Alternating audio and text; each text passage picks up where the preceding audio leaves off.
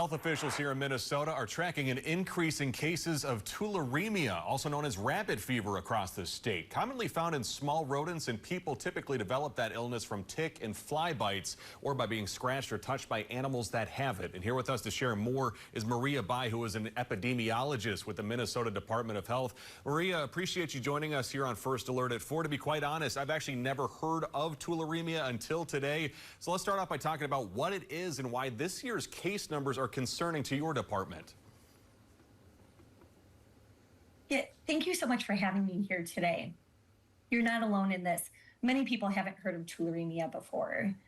Tularemia is a potentially serious bacterial disease that's naturally found in our environment, and it can infect both humans and people. We're currently in peak season for tularemia here in Minnesota, and unfortunately, we're seeing an increase in cases in both people and pets, especially pet cats. This makes it crucial for Minnesotans to understand how it's spread, and more importantly, what steps they can take to prevent themselves from getting sick, as well as their furry companions from getting sick. And then, Maria, this increase, is it something that you expect to continue through the rest of the summer or fall? Are there any particular Minnesota regions or counties seeing more activity than others? Unfortunately, there's no way to predict it exactly, but traditionally we do see a large peak over the summer months in July and August when people are spending a lot of time outside and may be exposed to animals and ticks and flies where they might get sick.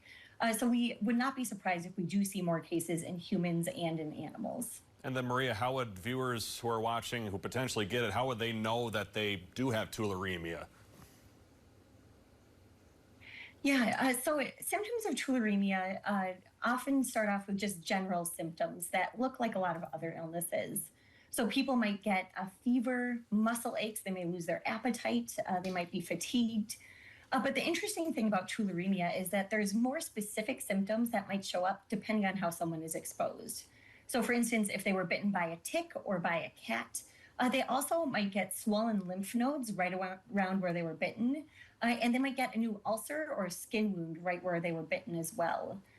Or if they breathed in the bacteria when they accidentally mowed over a dead or a sick rabbit, they might get symptoms like a cough or other pneumonia-like symptoms. So really the symptoms are tied to how that person may have been exposed.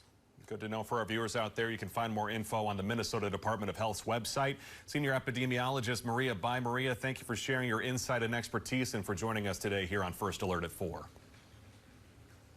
Thanks for having me.